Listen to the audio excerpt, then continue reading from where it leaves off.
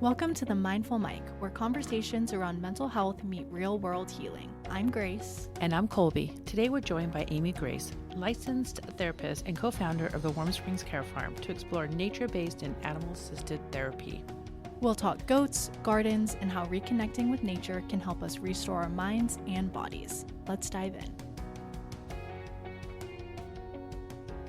Welcome, Amy. Thanks for joining us today. Thank you for having me. Yeah, we're so excited to chat with you today. Do you want to just start by telling us a little bit about yourself and your background as a therapist? Of course. My name is Amy Grace, formerly Amy Hublot, just to avoid any confusion. I've been a licensed marriage and family therapist for 25 years, and my foundation is in traditional talk therapy, which continues to be a core part of my work.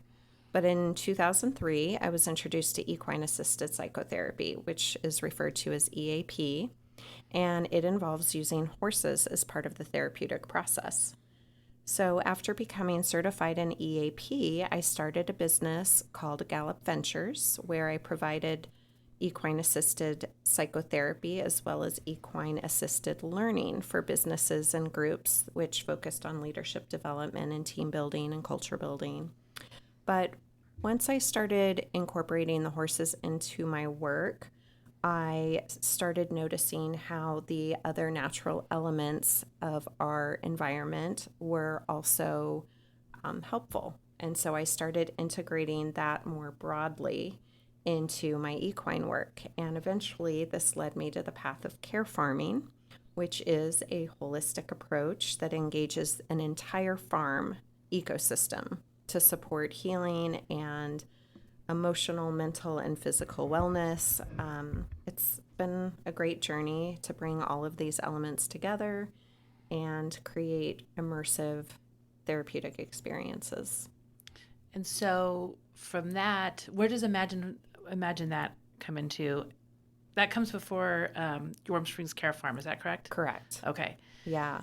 So I had been doing equine-assisted psychotherapy for many, many years and slowly started integrating different elements such as other animals and natural environments into the work. And I came upon this concept of care farming. And so the inspiration was from just firsthand how nature and animals create therapeutic spaces that feel safe and grounding and are healing. And I actually moved to Eagle, Idaho from California with the specific intention of creating my own care farm, which became Imagine That Farm. And so back in 2018, I bought 5 acres and I bought my chickens, my goats, my horses, my alpacas. I grew my garden, and I started having clients come out and engaging in these exercises. And then in 2020, I met Linda Haley and Deborah McFadden, who are co-owners and founders of Warm Springs Care Farm in Boise. And together we created Warm Springs Care Farm, which was also modeled after Imagine That Farm. And the 3 of us share a commitment to fostering healing and growth in our community through animal-assisted and nature-based principles. So for those of you listening who don't know, we actually have some therapists at the children's home that work out on the Warm Springs Care Farm and provide this nature-based and animal-assisted therapy to several of our clients. Yes. Could you tell us a little bit more about what exactly is nature-based and animal-assisted therapy? So how is it different from other forms of therapy? And I guess what does that look like for someone that has no idea, has never heard that before? Yeah, well, I think when most people think about therapy, they think about an office environment. They might have thoughts about a couch and lying down on a couch. But traditional office therapy takes place indoors. It relies on conversation, and it relies on hypothetical scenarios, whereas nature-based and animal-assisted therapies take place outdoors. And they involve more hands-on experiences like interacting with horses or gardening or taking mindful walks. And these activities help clients access emotions, and build trust and develop new skills in real time versus, the hypothetical. We also see nature as both a model and a mentor. So it offers patterns and systems that guide us towards balancing and connection and resilience. The environment itself becomes a co-therapist, providing sensory engagement, providing a non-judgmental presence, and other opportunities for, authentic leadership and relationship building. Yeah, I was going to say, when you just going out to the farm, and well, first of all, the Warm Springs Care Farm is amazing. And the Yes. three of you are amazing. You make a great little trio there. I don't know what our community would do without you guys. Linda Haley has just fully committed herself, and she's transformed the space that she Right. had available into an oasis. That you would never know. I mean, you drive down Warm Springs Avenue, and I think everybody that has driven down the historic street knows how beautiful it is, how beautiful the homes are.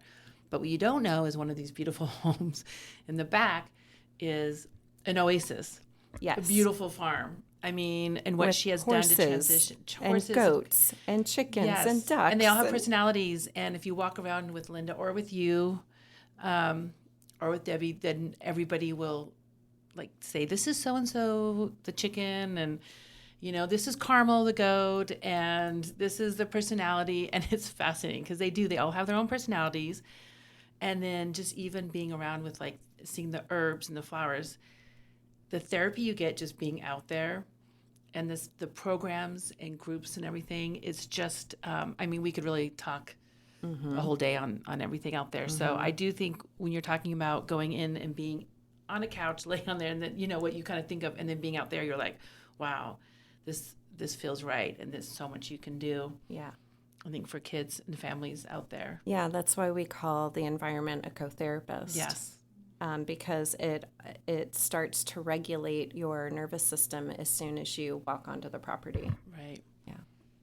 Or when you're right next to one of the horses, just being in that presence, it's pretty unreal. Yeah. I think so. Even going and sitting down by the canal and watching the Yes. water flow. Yes. Yeah. And how lucky are we here in Boise to be able to have this everywhere, the green belt, and that kind of therapy I think is all around, and the fact that you guys are bringing this and opening our eyes to this kind of therapy.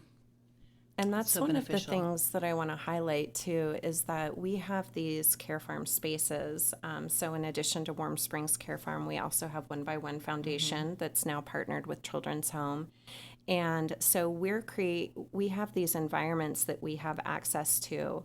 But what I really want to teach individuals and families and our community is that this is something that is within them, that they have access to, and they can find this in so many different spaces in our communities. And so hopefully it translates so that people can, find their own emotional regulation even out on the greenbelt. Yeah. Absolutely. So a typical therapy session on the farm, what does that look like? Are they clients interacting directly with the animals? Tell us about that. Yeah. So every session is going to be unique, but a typical day begins with some grounding exercises outdoors to help regulate the nervous system. And so that might be a little meditation or an orienting of self, or it might just be some breathing exercises. But from there, we take time to observe and to assess the needs of the environment as well as the client. And so we look around at, and we have 4 questions that we like to ask. What is happening with me right now? What is happening with you right now? What is happening between us? And what's happening in the environment that is influencing me, you, and us? And so this is a way that we start to learn how to observe and expand awareness. And from there, we let the clients kind of guide or lead the interactions that they have on the farm. And so sometimes they might choose to interact with the animals, other times they might want to work in the garden, other times they might want to take a walk. We have a lot of exercises that are available to them. And we just encourage the clients to tune into the sensations that they're having, the thoughts, the feelings in the moment, and we help them explore what these experiences reveal about their inner world. And so all of the activities that we do invite reflection, and most importantly, we then translate these insights into practical tools for real life situations and problem solving. So, for example, if there is an interaction with an animal and it requires some self awareness, it requires some regulation, it requires some sort of problem solving, then we help them identify other relationships in their lives that feel familiar, and we can help guide them in navigating those relationships like they did with the animals and using those tools. Oh, excuse me. Ignore that part of me hitting the table. So I love that. So you kind of how animals respond to you can be very much how people respond. Yeah. I don't think we understand that sometimes. Right? Yeah. I love that. Well, and we have a saying that how you show up at the barn is how you show up in life. Yeah. And so you bring yourself with you wherever you go. Yeah. And so whether that is feeling unsure or lacking confidence or not knowing how to communicate something, not being aware of what your needs are. So how you show up at the barn is going to reflect how you're showing up in other environments and in other relationships. And we absolutely use that to translate back to real life. And then how would you say, so you have the activities you have with the animals and, but there's also the whole other aspect, the gardening and the herbs. And I don't think, people, when they think of the farm, they think of only animals, but there's also so much other stuff around the farm, or like we were talking about on the greenbelt or your garden at home. Yes. And so the gardening, as an example, the activities that we do in the garden, they engage multiple senses and they promote the sense of accomplishment, like purpose and accomplishment. So gardening connects clients to the cycles of growth and renewal, which can be metaphorically powerful. And, one of my favorite examples of working in the garden is we had a client and we were playing with herbs and we were tasting and we were smelling and we were touching and, engaging all of our senses. And I asked her, if you were to choose an herb that's most like yourself, what would you choose? And she chose curry. And I asked, why curry? And she says, because you either like me or you don't. I love that. Yeah. And so So true, again, in that way that there's that identification, and we can then talk about, okay, what does it mean to be liked or not liked? Right. And what happens when you're not liked and how does that feel for you? And what do you do with that? And those are just really empowering moments. A lot of self-awareness, but also wondering where that came from. Why does that client think that? Why would you think that sometimes you're not taking And what are the behaviors that you associate with not being liked? Right. What are they seeing that makes them think that? Yeah. Because others could see that person as always being liked or not ever having those self-doubts. Right. Yeah, and another thing that Linda Haley does beautifully is, she's a master gardener. Oh, yes. I've learned so much from her. So she can tell you anything you need to know about any sort of plant or herb. But what she has the kids do is she has them choose their favorite scent, which oftentimes is lavender. And as we know, lavender has very relaxing components to it. So she'll have them take a handful of lavender and put it in their pocket. And she encourages them, like when you're feeling stressed out or when you're feeling worried or, whenever you just need a reset, just reach into your pocket and take out some of the lavender and give it a smell. Just inhale it and allow yourself to take a breath and reset. And she encourages them to take it in their pockets to school, to take it to sports practices, wherever they're going, so that they always have that immediate access. And I think that also serves as such a good touchstone, like because it takes you back to the farm and how you felt at the farm. And so it's a really powerful option, and people can do that on the Greenbelt. They can do that. That's what I love about that. It's such a good practical tool that Yes. anyone can use, whether you're doing this Yes. kind of therapy or not. Yeah, I mean, just walking out on the Greenbelt, like just start noticing what's around you and what you're drawn to.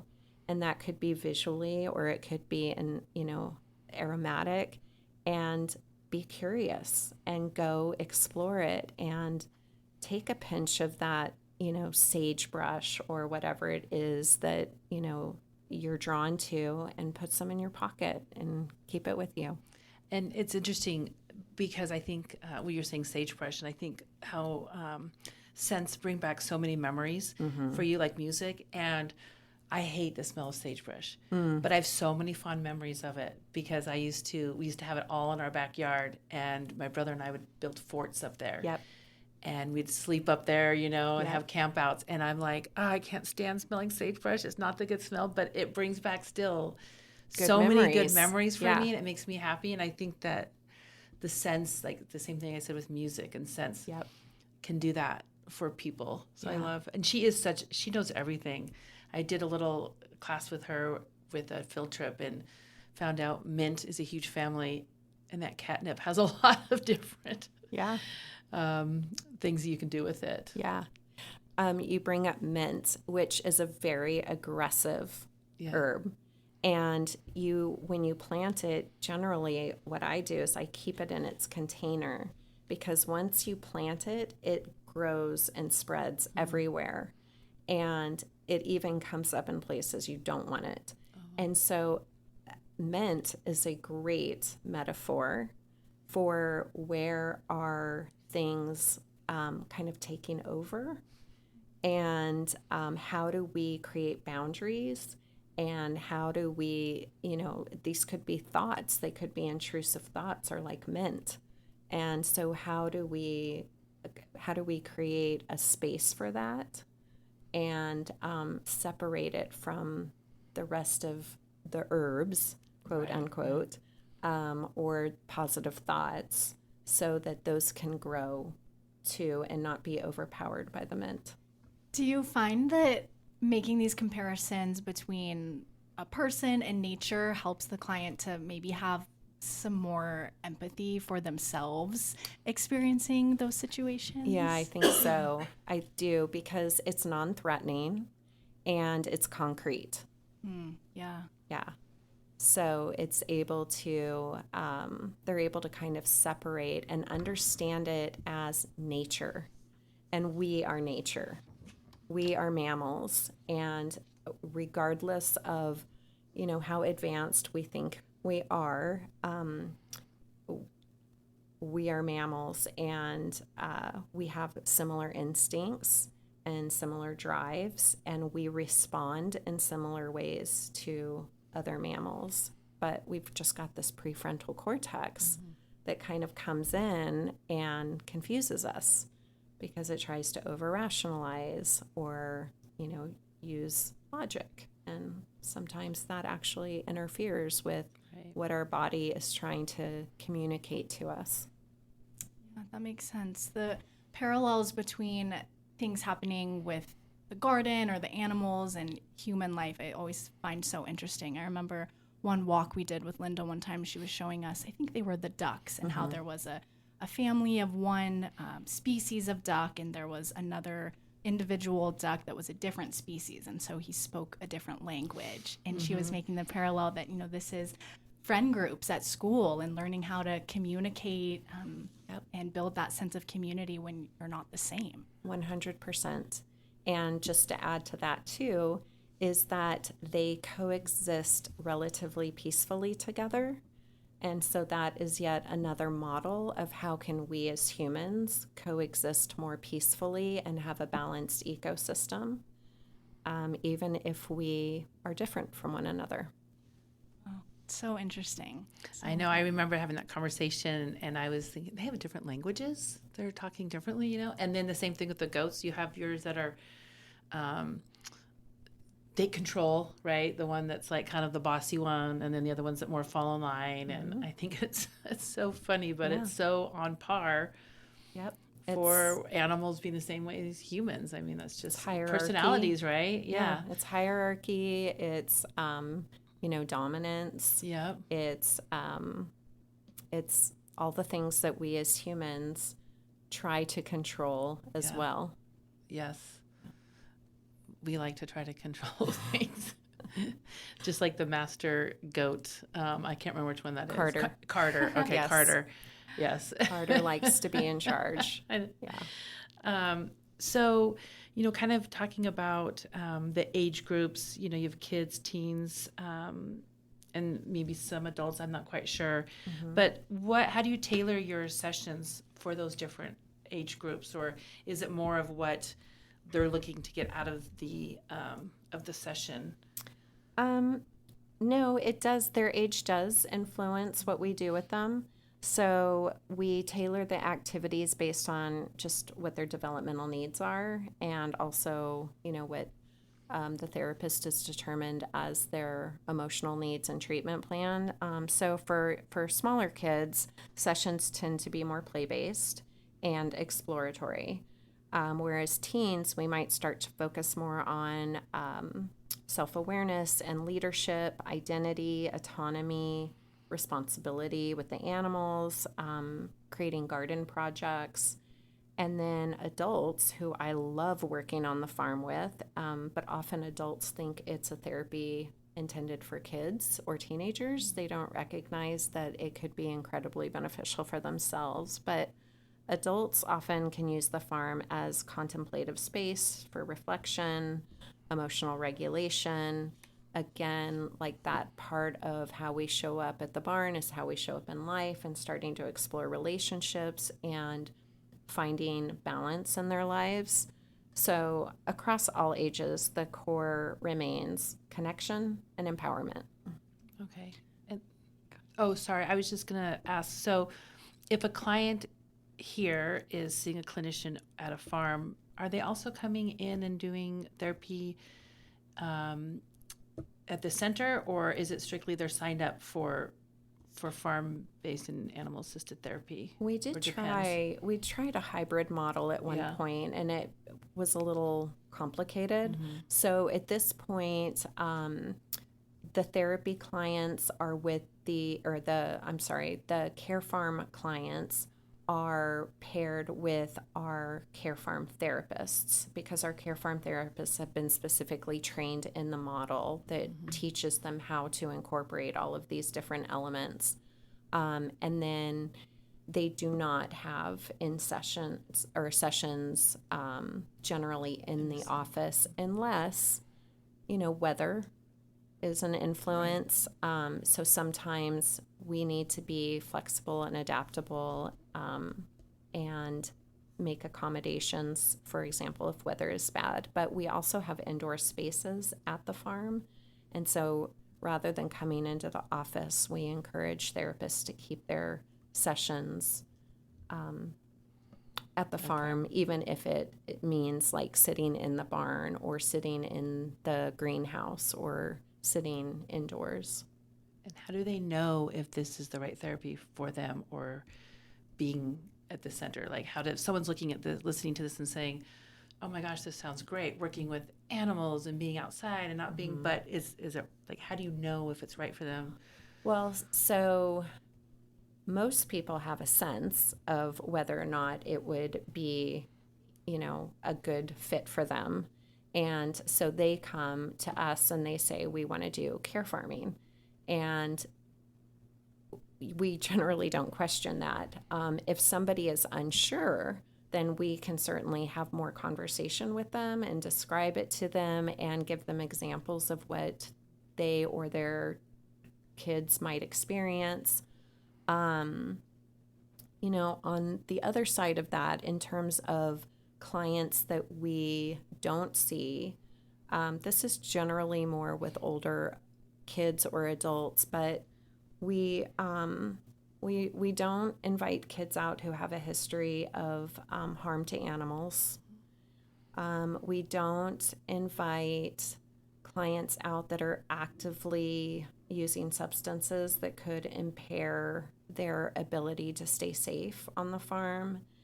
And we don't work with clients that are actively, that have active psychosis, because again, that creates a safety issue. The farm is less contained.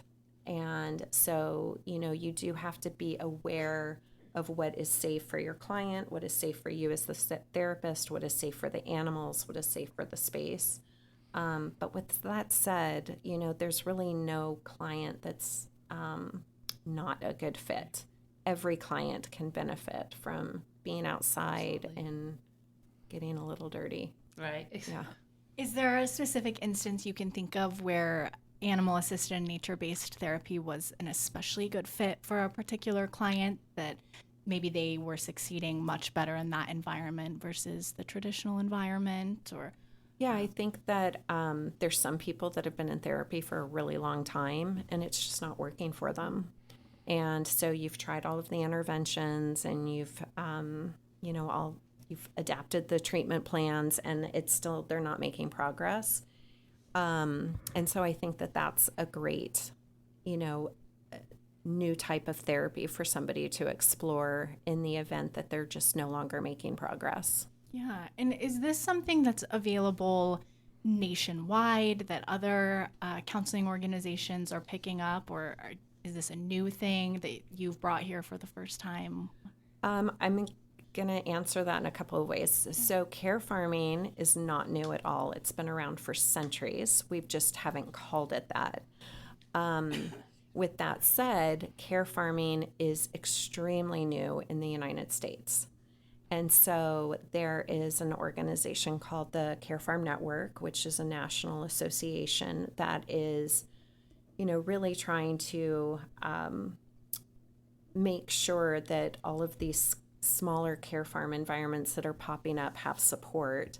And I went to their conference recently, and what I didn't realize at the time was that care farms can look so different. So this is our version of what a care farm is, and we meet with kids and teens to address mental, emotional, and behavioral needs. But care farms across the country, they can be small, they can be large, they can address more specific developmental delays, they can focus on physical delays and impairments, and some farms they actually grow food and they give people jobs and they pay them for the service that they're providing, but they are also getting therapeutic support in the process. So I would say that our flavor is unique here in the Treasure Valley, but it is rooted in a long-standing way of helping people through nature and animals. And your version of this care farming is something that we're also trying to get out to more people, right? And more Yes. clinicians. Yes. You've talked a little bit about the training aspect and what that looks like for our clinicians. But if you could just explain a little bit more about what that certification process involves, what it looks like. Yeah. Result. So we developed a training because it's one thing for a therapist to sit in an office across from a client in a very safe and contained space and to be able to track the client. But when you get outside, you have to track so many different elements. So not only the animals, but also like what's happening in the interactions with the animals, what's happening in the space. Is there an emergency need that needs to be attended to? How do you know if it's an emergency? So there's just, it's a very, it's difficult because your awareness has to be on so many different things as the clinician. And so we wanted to create a streamlined way in which there was some structure to that. And so we developed a model, and it's designed for mental health professionals who want to incorporate nature-based and animal-assisted approaches into their clinical work. And the training includes core theory around ecotherapy and animal-assisted therapy, practical tools, some of which we've talked about today, the ethical considerations of being in an outdoor space where other people are coming and going, because it creates a different issue around confidentiality to be at a care farm. And also, we want to give them hands-on experiences to do with their clients at the farm.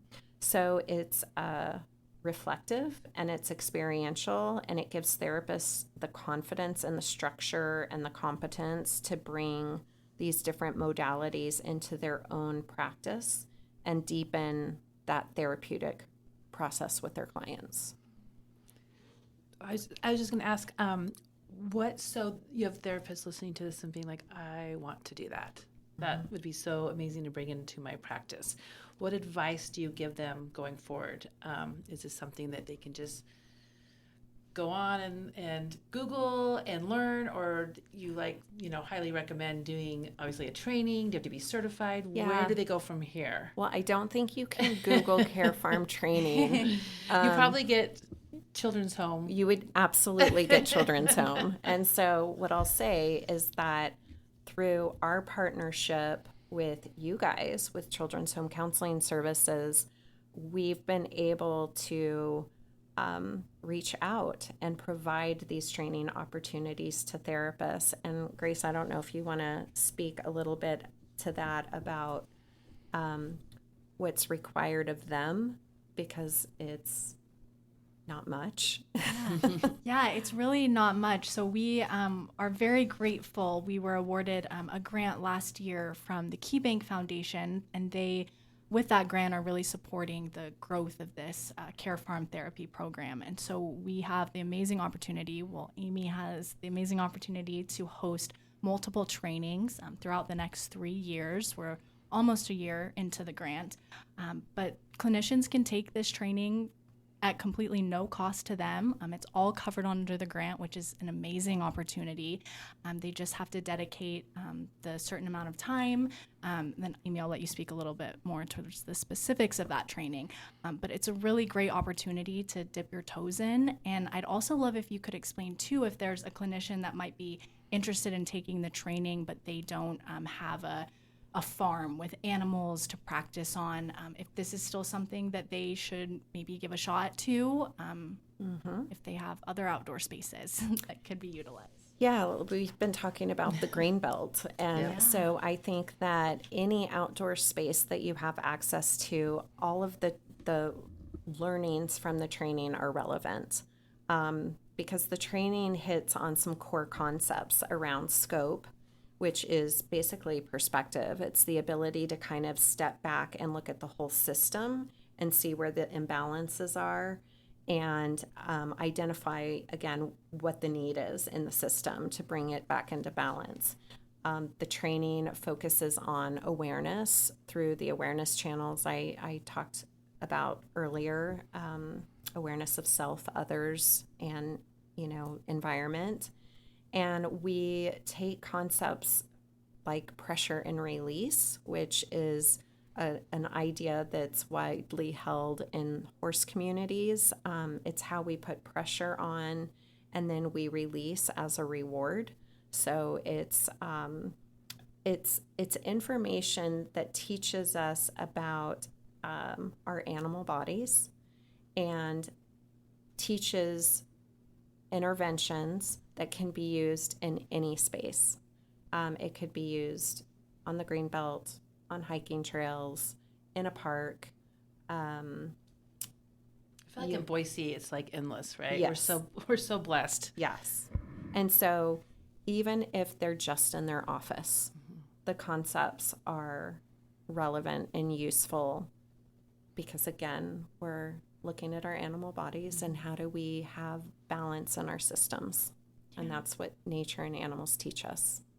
And if anyone listening is a clinician that's interested in taking this training, we're going to have another session starting pretty soon here, the end of August, early September.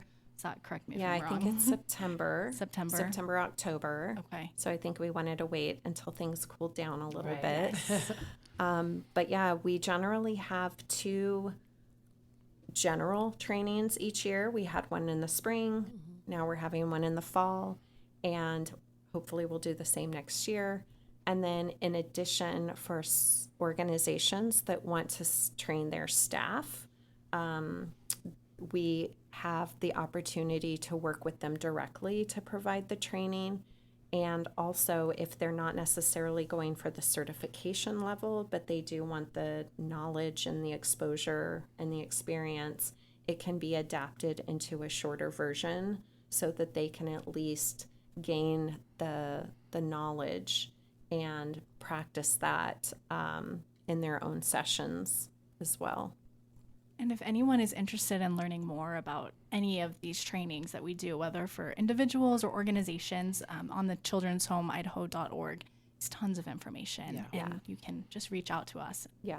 You can look And at we couldn't do this without Children's Home. Like, you guys have been huge supporters of the programs and wonderful partners. And, you know, this is something that together we're able to reach more people. And, you know, we're really grateful for this partnership. We're grateful too. I mean, it is a wonderful partnership, and I think we're giving together so much value to the community for clinicians, with the training opportunities, and for families and kids. I mean, it's just such a win-win situation, I think, for everybody involved. Yeah. So those clinicians that, you know, that Grace was talking about that can take the trainings, after that, what? I mean, they're like, okay, now what? I know I can go the green belt, but I'm kind of a little bit lost, or I'd like to have a farm and access to that. Yeah. What are those options? Well, we are in deep exploration of that right now. And in partnership with you guys, Children's Home, we're looking at these membership models where clients have, or I'm sorry, not clients, but therapists who have gone through the training have an opportunity to plug into different levels of a membership and gain access to support and resources, and even our farms that we're currently partnered with. So that is something that is going to be launching, I think, in the fall, kind of in line with the next training. And if clinicians who have already participated or who would like to participate and stay connected and also have the opportunity to work at one of our farms, there's a lot of options that are going to be available. And I think what is so exciting for, I think, all 3 of us, because we, you know, we talk about this a lot and work on this a lot, but I think what's exciting is that, yes, we have clinicians that do this therapy, and we're so proud of that. But this is bigger than us. This is about our community. This is about the Treasure Valley, and that is why you doing these trainings for other clinicians that don't work here, but still able to get access. Yeah. Other clients can still get access that way. Yeah. And it's bigger than just us here. That's and right. Just the Children's Home. I mean, this is something that I think is really going to add value to Idaho as a whole. And along those lines, we can provide consultation on your own care farm development. So I had a participant from our last training who has some acreage, and she was like, what can I do with it? How can I utilize this space to do what you guys are doing? Mm-hmm. And so I went out and I had a consultation with her, and we talked about what her vision was and what different opportunities were available. And, you know, that is also part of the membership in terms of when I say you have access to resources, that's, you have access to me and my experience of, building from the ground up 2 care farms so far. And so happy to consult on those and plan with you and alongside you. And what about those that are not clinicians, they're not clients, but they have a passion for mental health, they have a passion for what you're talking about, and they also have maybe a farm. They have a small farm out there, and it is not being utilized, or they would like to do something more about it. I know we've talked to some other people that are interested, and what does that look like? I'm so glad you brought that up because, yes, part of us looking ahead with this grant opportunity that's been given to Children's Home is to expand care farm opportunities. And so, to your point, there might be people out there that have acreage that they're not really utilizing, or they might have animals that are kind of retired and, their kids have grown and they're not in 4-H anymore and they've graduated. And so they have, animals and space and they're not doing much with it. And so we are also looking at how we can partner with those people who are providing a space for Children's Home or for other therapists. And I mean, I have a vision of having a care farm in every town in the Treasure Valley. And, we started in 23 with 1 and 24 with 2, or no, 25 with 2. And 26 looks like we might have 3. And so we want to just keep growing it. So absolutely, if you're a person out there that has the space and the animals, even if you don't have the animals, we'd be interested in visiting and talking and exploring. Yeah, I mean, there's also community farms out there.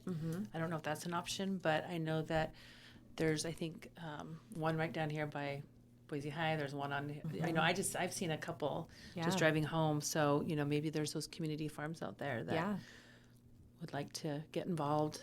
We would love to talk to them.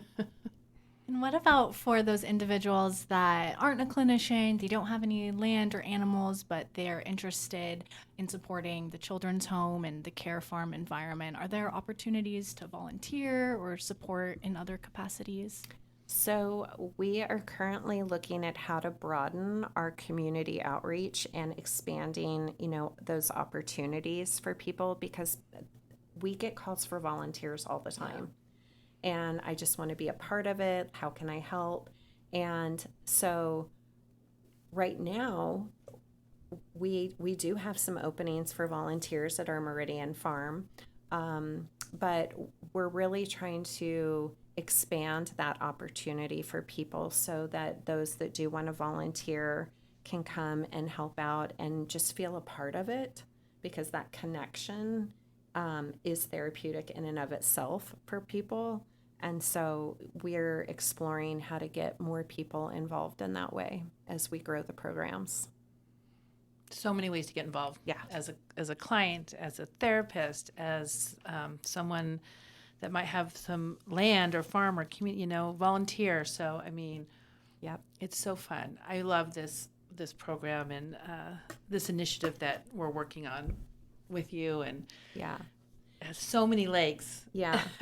And something else I want to say about the work that we are doing together is that we're creating recognition and embracing nature and animals as a vital part of mental health care. And it's something that's we want it to be accessible, we want it to be respected, and we want it to be integrated across communities.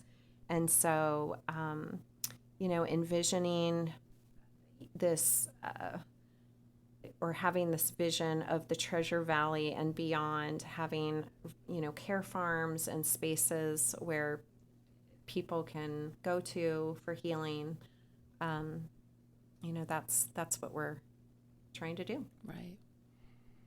So looking ahead, we've kind of talked about where we want to go and what our purpose is, or what your purpose is, but what else do you see on the horizon for some of these programs or new programs?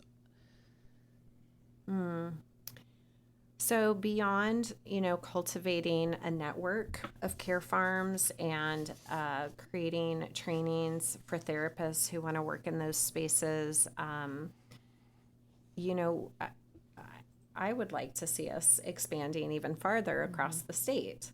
And I mean, how cool would it be for Idaho to be like a premier care farm pioneer? Right. Yeah. And Kind of in like those, I think, rural areas. I don't know why I can't say that word. I get tongue-tied. But like there's so many, we've talked about this before, is that, Boise, we are so lucky. Yeah. There's so many resources. But when you look at like Garden Valley or all these other places, right? That can you imagine expanding out to those places and having care farms around there? yeah. And also, there's a distinction between therapeutic and therapy. And so we have opportunity to explore that too, because some of the more rural places might not have a therapist per se. Exactly. But how do they create therapeutic environments for people to access? How can we make our parks more therapeutic? Right. Where I have a vision for, I call it Imagine That Park, where we create some opportunities, some spaces that are more intentional around helping people practice mindfulness when we're in these outdoor areas. And, so you don't have to have a therapist. You don't have to have the cost of a therapist. You don't have to have the, rigid timing of making an appointment once a week. So how can we expand in a new way too, and just create more therapeutic spaces? And I think for groups too. That's been something that we've had here, but I think that we want to grow here is, like the music groups or creative writing groups or groups that would really benefit being in that kind of an atmosphere. Yeah, why not do those outside? Yeah, there's a lot of studies that talk about how a space influences your ability to relax, to learn, to grow. And I don't know, for me, there's something about the confines of, four walls. It's kind of sterile and it's sort of limiting. So what if we took those types of groups outside, and what would expand, and what would we see that would be different? Yeah, I would think too that would play an important role in reducing stigma overall. I know a couple episodes ago when we were talking with Christy, a clinician that works in the school, she was talking about how when the clinician is in the school and not in this separate, sterile, like you said, office building, it makes it a lot more approachable for kids that aren't sure if therapy and counseling is right for them. And I would think it is the same for therapy out in nature, right? Yeah. A few years ago, we did a mobile goat group at a local elementary school. And so once a week, I would take baby goats to the school. And the purpose was social skill development for some kids that had, been identified by their teachers and administrators that they needed some support around that. But the other children didn't know that it was a therapy group. They thought it was the goat group. And so, to your point about how do you take away the stigma, and those were the lucky kids. Right. Those were the lucky kids that got to go play with the baby goats. Instead of, I love that. And I know One by One also Foundation has the bus. Yeah. We've had that come out in front of the children's home before with the pigs. We've had them at the Ice Ice Fun Days. And the goats. And I just want to reinforce that One by One Foundation, which is run by Randy and Joe Hopkins, they're out in Meridian, and they have a 10-acre farm that they have granted us access to this year. So they're our newest care farm partner.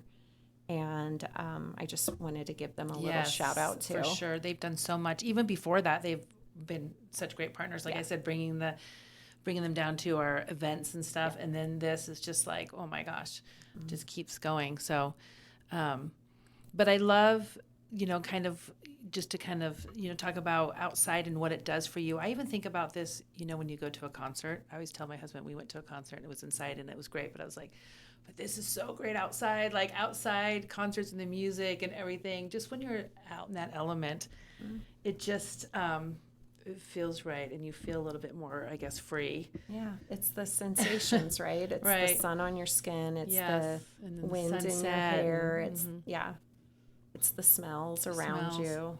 Yeah. So So, okay. So, is there anything else to kind of wrap this up that you think people need to know?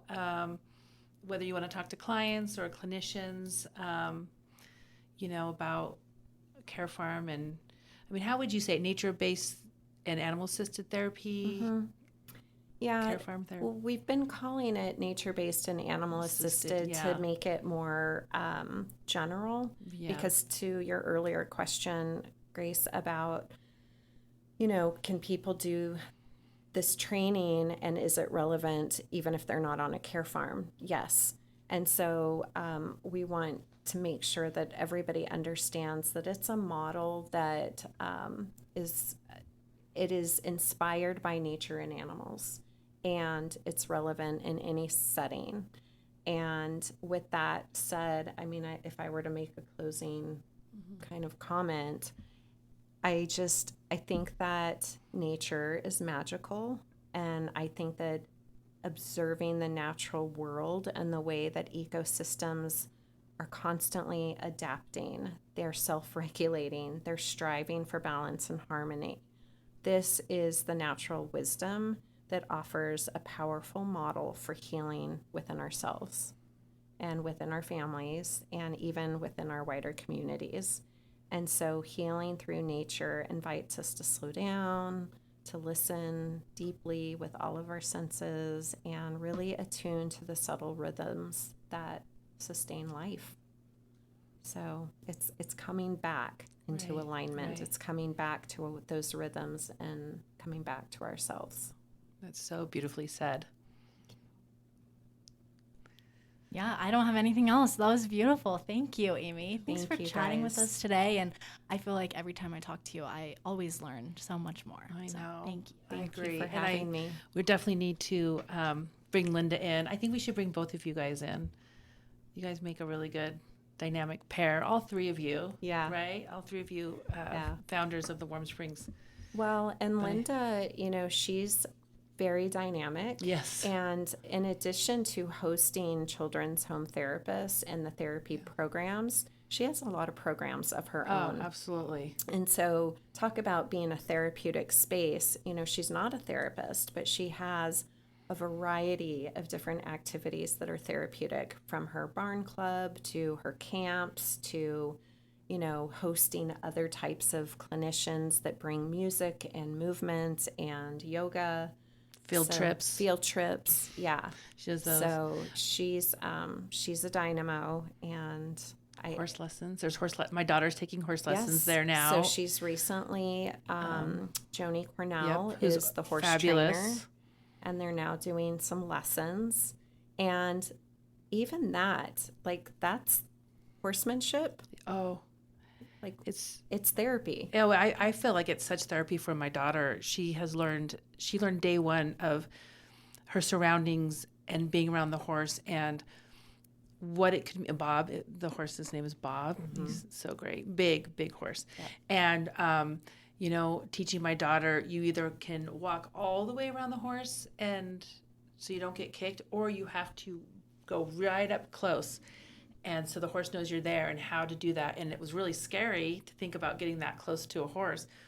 But she did it, and I was so proud of her. And it was like, and she had her on the horse. And I was just like, this is in grooming the horse and taking care of something so powerful. And I could just see already a change in my daughter Yeah. as far as kind of really not just, taking care of something and pride in Yes. something And so large. and think about this too. So your daughter is learning to work with horses, and it's expanding her awareness, and Yes, not that's the word. only of herself, but of the horse and the environment, right? And so when she goes into that space, she's she's going to get to a point where she's automatically going down her mental list of what looks normal and what doesn't, trusting her intuition, and identifying any sort of problem that needs to be addressed, and then having the problem solving skills to do that. And then when she goes out into the world, she's going to be able to walk into any space, and she's going to be able to take a moment and look around and assess what's happening here. How do I feel in my body in this space? Does this feel safe, or is it not safe? What do I need to be aware of? And, so it starts at the barn with Bob. And then by the time she goes off to college and she's in all of these new unfamiliar environments, she's going to have that skill set that is ingrained and natural and intuitive. It's so true.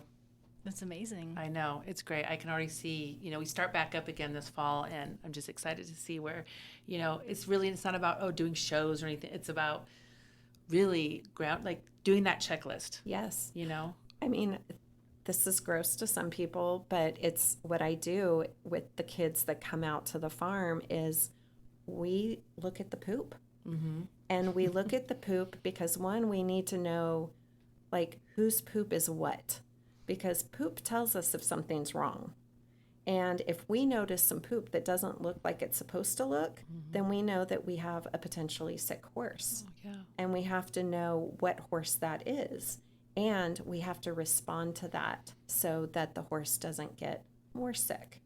And even the absence of poop is something that we need to be aware of, because that could mean that a horse is colicking, which is very dangerous and could lead to death. And so I make sure that clients that come out, they're paying attention to this stuff, and they're figuring it out and they're problem solving, because I want them to go into their family and their school and the park. I want them to go into every environment with those same skills. Self-awareness, control.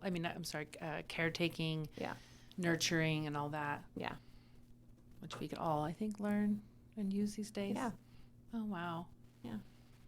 Well, I think that is a great way to end right now. But on poop.